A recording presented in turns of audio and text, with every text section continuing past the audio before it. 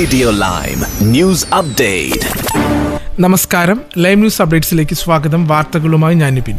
അഹമ്മദാബാദിൽ കഴിഞ്ഞ ജൂൺ 12 തകർന്നു വീണ എയർ ഇന്ത്യ വിമാന അപകടവുമായി ബന്ധപ്പെട്ട് അന്തിമ റിപ്പോർട്ടിൽ ഞെട്ടിക്കുന്ന കണ്ടെത്തലുകൾ ഉണ്ടെന്ന സൂചനകൾ പുറത്തുവന്നു. വിമാനം തകർന്നത് പൈലറ്റ് മനഃപൂർവ്വം ഇന്ധന സ്വിച്ചുകൾ ഓഫ് ചെയ്തതിനെ തുടർന്നാണെന്ന നിഗമനത്തിലാണ് ഇന്ത്യൻ അന്വേഷണ ഉദ്യോഗസ്ഥർ എത്തിയിട്ടുണ്ടെന്നാണ് ഔദ്യോഗികമായി പുറത്തുവരുന്ന റിപ്പോർട്ടുകൾ സൂചിപ്പിക്കുന്നത്. സാങ്കേതിക തകരാറുകളൊന്നും കണ്ടെത്താനായിട്ടില്ലെന്നും കോക്പിറ്റ് വോയിസ് റെക്കോർഡറിൽ പരിശോധിച്ചതിൽ നിന്ന് 2 എഞ്ചിനുകളും നിശ്ചലമാക്കുന്ന വിധത്തിൽ ഇന്ധന സ്വിച്ചുകൾ ഓഫ് ചെയ്തതായും വ്യക്തമാകുന്നതായി റിപ്പോർട്ട് പറയുന്നു. വിമാനത്തിന്റെ കമാൻഡറായിരുന്ന സുമിത് സബർവാളിനെതിരെ അന്വേഷണ സംഘം വിരൽ ചൂണ്ടിയതായാണ് സൂചന.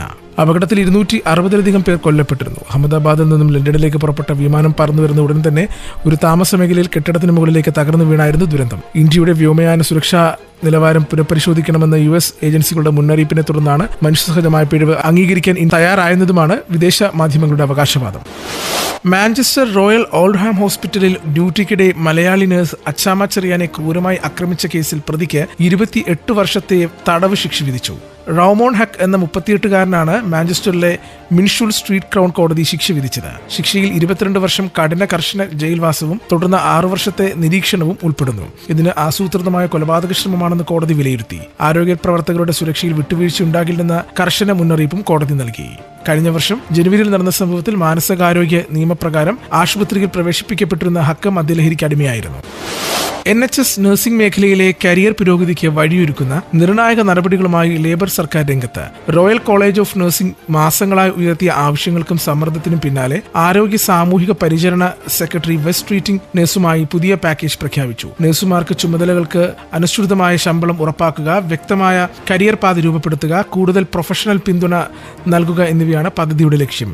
ജില്ലാ രജിസ്ട്രേഡ് നഴ്സുമാരുടെയും ശമ്പളഘടന പുനഃപരിശോധിക്കുവാൻ NHS സ്റ്റാഫ് കൗൺസിലിനോട് സർക്കാർ ആവശ്യപ്പെട്ടിട്ടുണ്ട്. ഇനി നാട്ടിലെ വാർത്തകൾ. ബീഹാറിൽ 22-കാരനെ തട്ടിക്കൊണ്ടുപോയി ബലം പ്രയോഗിച്ച് വിവാഹം കഴിപ്പിച്ചതായി പരാതി. സമസ്തിപൂർ ജില്ലയിൽ ഫെബ്രുവരി 7-നാണ് നിതീഷ് കുമാർ എന്ന വിദ്യാർത്ഥിയെ സുഹൃത്തുക്കൾ ലഹരി കലർന്ന വെള്ളം നൽകി മയക്കിയ ശേഷം കടത്തിക്കൊണ്ടുപോയത്. തുടർന്ന് അടുത്തുള്ള ഗ്രാമത്തിലെ പെൺകുട്ടിയെ കണ്ട് വിവാഹം കഴിപ്പിച്ചു. ബന്ദിയാക്കിയ ശേഷമാണ് വിവാഹം നടത്തിയതെന്ന് പോലീസിന് നൽകിയ പരാതിയിൽ നിതീഷ് ആരോപിക്കുന്നു.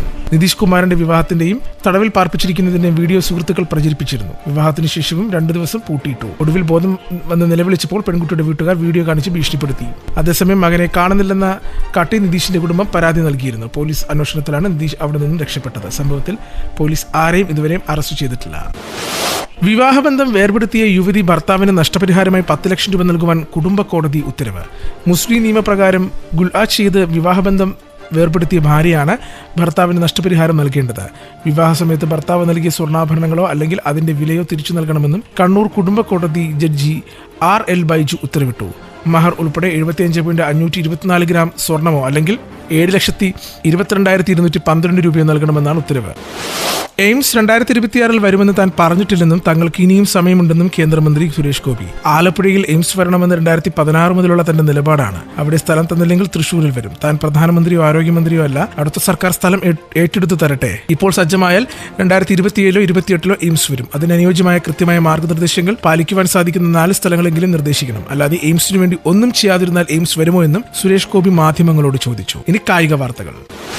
2020 ലോകകപ്പിൽ നമീബയ്ക്കെതിരായ മത്സരത്തിൽ സഞ്ജു സാംസനെ കളിപ്പിക്കരുതെന്നാവശ്യപ്പെട്ട് മുൻ ഇന്ത്യൻ താരം കൃഷ്ണമചാരി ശ്രീകാന്ത്. അഭിഷേക് ശർമ്മയ്ക്ക് വിശ്രമം അനുവദിച്ചാലും സഞ്ജുവിനെ പ്ലേയിങ് 11-ൽ ഉൾപ്പെടുത്തരുതെന്നാണ് ശ്രീകാന്തിന്റെ നിലപാട്. അഭിഷേകിന് പകരം പരിക്കുമാറി തിരിച്ചെത്തുന്ന വാഷിംഗ്ടൺ സുന്ദറിനെ ഓപ്പണായി ഇറക്കണമെന്നും ശ്രീകാന്ത് പറഞ്ഞു.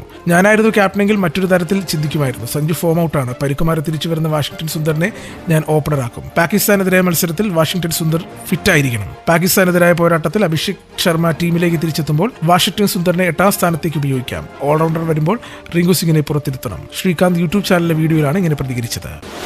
ഇന്നത്തെ പൗണ്ട് വിനിമയ നിരക്ക് 123.41 രൂപ. ഇതോടുകൂടി വാർത്തകൾ കഴിഞ്ഞ് കൂടുതൽ വാർത്തകൾ അടുത്ത ബുള്ളറ്റിൽ.